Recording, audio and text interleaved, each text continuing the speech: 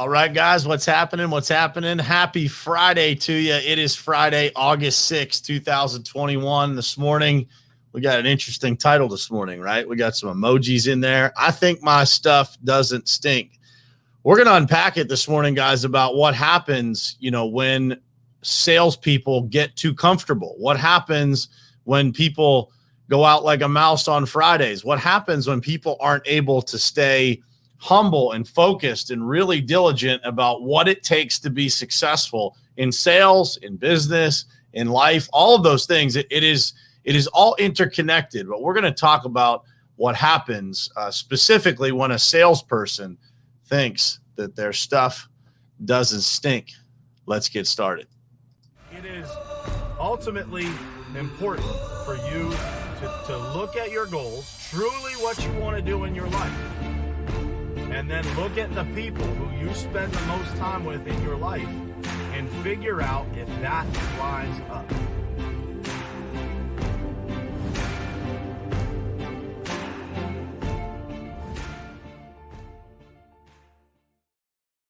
All right, guys, what's happening? Good morning and happy Friday to you. I hope you guys are having an awesome start to your Friday. I hope you guys have had an awesome week so far. This morning we're going to talk about a topic I think everybody will be able to relate to. Everybody will probably have interacted with somebody like this in their life and possibly in business. And so we're going to talk about what happens when people can't stay humble, when people think their stuff doesn't stink, and what are the results of that? What happens when people lose their focus, when they get a little bit too overconfident, when they get a little cocky? What tends to happen to those people? And then how do we actually behave on a day-to-day basis that eliminates that possibility, that really puts us in the best position as salespeople or business people or just human beings in general? What does it look like, when we do it the right way?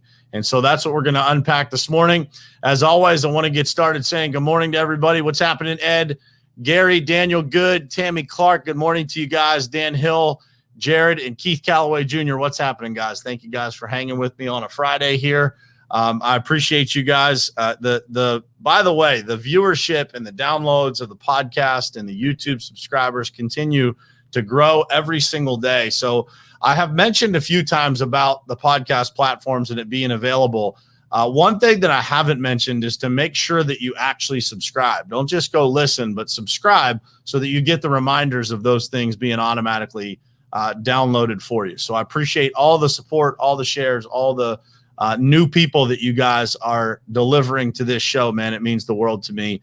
And thank you guys. And we had a couple more people jump in here. Bill, good morning to you. Tom, Curtis, and Cynthia and Bob, good morning to you guys. And let's jump right in here. So what happens, guys, when salespeople, they get too comfortable? They get a little overconfident. They get, as my buddy Ben Newman says, who I interviewed yesterday, and that podcast episode is going to be launching next week, and you guys don't want to miss that one for sure. As he says, they get seduced by success, right? And this is usually what happens when people, get overconfident. They think their stuff doesn't stink, right? What happens when those people kind of get in that mindset? And so what I will ask you guys is this. Have you ever seen anybody that seemed overconfident that really lasted the test of time and built anything super special? Most of the time, there is a fall from grace. Why is that? Well, because nobody actually stays at the top forever, right?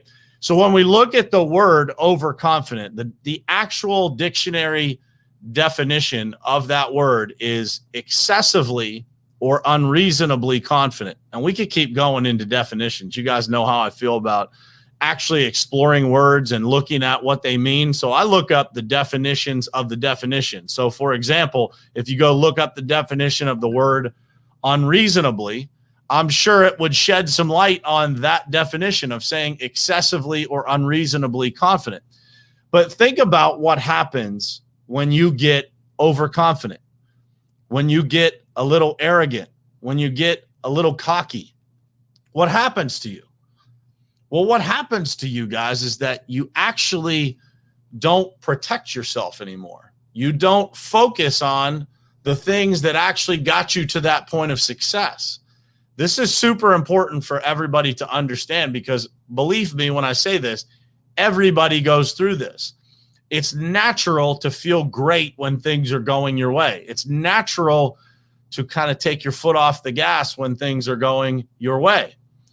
But what happens to people is they get blindsided when they're not paying attention as a result of being seduced by success, being overconfident, letting your emotions get the best of you in that situation. And so many times I see salespeople that have an up and down performance, right? That over a long period of time, there's not a lot of consistency in the actions of these salespeople and the results of these salespeople. And that ties back to what I just mentioned, the actions of these salespeople. So when I think about the people that are in business or in sales that are winning, that do get seduced by success, that actually buy into this idea of overconfidence, it comes down to one thing. They actually connect to their emotions more than they connect to the activity that it takes to create the success. And so when you establish the ability to show up every single day and actually produce the activities necessary to create success, when you focus on the activity more than you focus on the emotions, that is where real success and consistent success actually lives. I just had this conversation yesterday with Eli on our team, young superstar on our team, man. The guy has been unbelievable, and he's had massive success. This is his first year in a sales position. And what I told him standing in the parking lot yesterday, I told him how proud I was of him. And so I thought about it, and I thought, man, what is it that has created this success for him? And so he's been able to watch the behaviors of other people who have had success in sales. But most importantly, what is controllable by him. So he's had great training. He's been exposed to things that a lot of people haven't been exposed to. But all of that, guys, is for nothing if you are not able to actually have the discipline, take the emotions out of what you're doing and have the discipline to show up every single day, regardless of where your level of success is. And this is what I admire the most about what he's doing, about what the people around me that I see that are super successful are doing, is their ability to stay consistent, to never allow themselves to believe the story of how great they are, to stay consistent even when they are winning at the highest level. And so I want you guys to think about that. The most important thing that you can do in a sales position or in the position of a business leader is to take all of the emotions out of it. So never feeling too high, never feeling too low, but rather focus on the activities, the daily disciplines, the things that you have to show up and do every single day to be great. Because when you allow yourself to believe the story that other people are going to tell you, that sometimes even the scoreboard tells you, right, that you are winning at a high level, and people start to tell you how great you are. If you believe that stuff, the only guarantee ahead of you is that there will be a fall from grace. There will be a tough time that you have to fight through. But if you are able to keep your emotions stable, if you are able to keep your emotions in check, and literally just focus on those daily disciplines that it takes to make sure you always stay humble, that you always hustle hard. I actually have a piece of art hanging in my office at home that says, stay humble, hustle hard. If you can do those two things, if you can stay humble, you can focus on the activities that it takes and hustle hard, you will be undeniably great in whatever it is that you do. Because the stories that people are going to tell you will lead you through those up and down times. They will lead you to believe that something is different. Guys, the results that you get today, the results that you might be celebrating, are from the work that you put in a month ago, 2 months ago, 3 months ago, in some cases a year ago. That is how you get the results that exist today. Has nothing to do with what you actually did today, the results that you get. Now, the results that you get in the future have everything to do with what you're going to do today. Think about that. So think about the people that get overconfident. Where does that come from? And what is the result that happens when people actually allow themselves to go to that place of feeling like their stuff doesn't stink, like they are an arrogant person, they are overconfident, they are being lulled into the lie that success delivers. Success delivers you this mentality, this idea that somehow it will always be there. But the harsh reality of success, the harsh reality of being able to win repeatedly, anybody that's been there, that's been to the top, will tell you that it does not last unless you continue to put in the work, unless every single Friday you show up and you go to the whistle. Not some Fridays, not some Mondays, not some days, but every day you deliver on the promises that you make to yourself. I've seen so many salespeople over the years be exceptionally talented, deliver incredible results for a short period of time. The difference between those people and those people that last the test of time is simple, guys. The people that last the test of time are never seduced by success. They are never put in that position to believe that they are better than they are. They continue to put in the work. In fact, the achievements that they achieve actually fuel them to a higher level. They start to realize that there is more. They can do more and be more and help more people. They can get better at the discipline that they have. I like to say that discipline is really the determining factor of what percentage of your potential you are actually able to reach. If you are 80% disciplined in your life, you will reach 80% of the potential that you actually have, that God has gifted you with.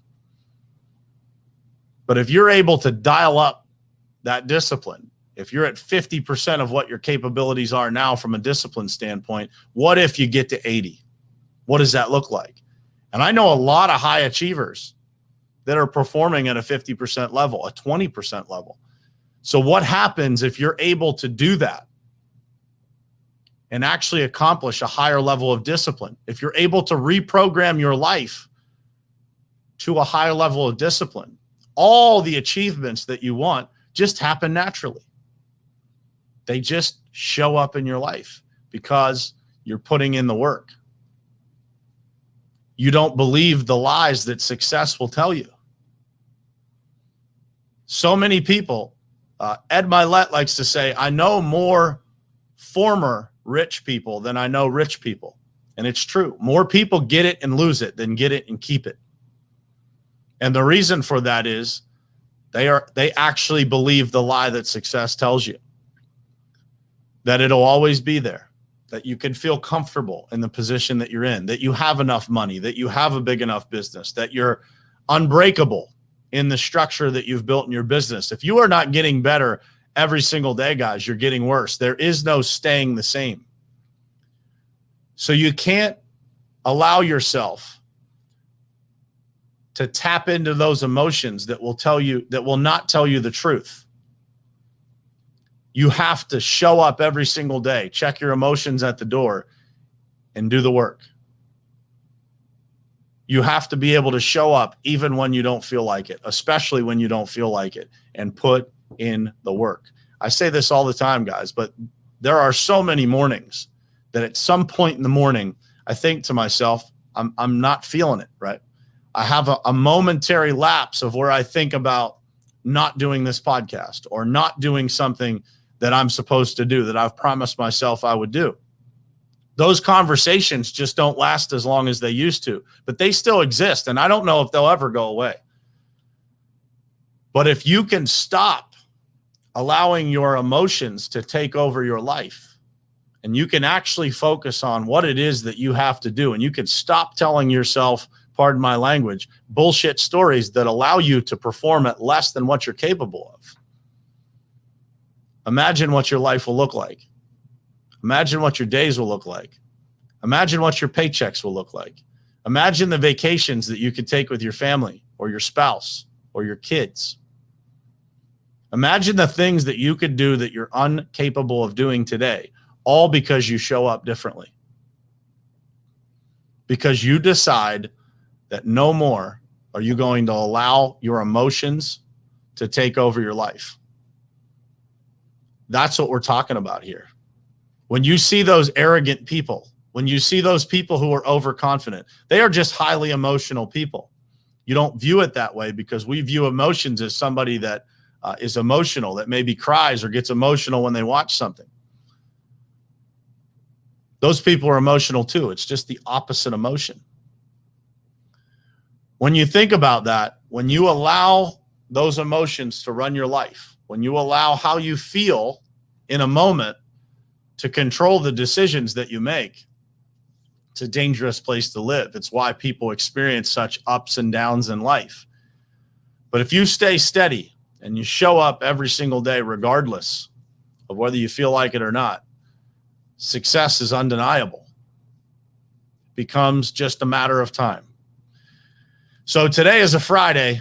We always talk about this every single Friday on this show, but man, it is important, guys, regardless of how you feel, regardless of what you're excited about, regardless of what you have ahead of you this weekend. I've got my daughter's birthday party this weekend. I'm super excited to see everybody that's going to be there and to be able to celebrate Paisley's 9th birthday. But I can't cheat myself. I can't cheat my family by taking off early today. So today is a Friday. Make sure you guys go out like a lion. Don't go out like a mouse. Don't be like the rest of the world. Don't take off at noon. Don't check out at 1 o'clock. Don't take the afternoon to coast into the weekend. I've done this calculation for you before. I'm going to do it again for you. 3 out of 7, 43% of your weekend, guys. 42.8% of your life is over the weekend. Friday, Saturday, and Sunday. 3 out of 7 days is 42.8% of your life. How are you spending it? If you're a person that takes it easy on Fridays and then takes off Saturday and Sunday, don't wonder why other people are able to lap you. Go out like a lion today, guys. Don't go out like a mouse. I hope this episode was helpful to you. If it was, please share it to your pages. Share it on the podcast platform. Share the YouTube video with your friends. Invite them to join us here in the mornings or invite them to subscribe to the podcast or the YouTube channel. Man, I appreciate you guys being here with me, and I appreciate you helping me grow the audience that shows up here every single morning and that shows up on the podcast platforms repeatedly. You guys are the best. I appreciate you. I love being here with you guys in the morning, and I love starting my day this way. So thank you, guys. I will see you again Monday morning, same place, same time, right here on Morning Perspective. Love you guys. Thanks for being here.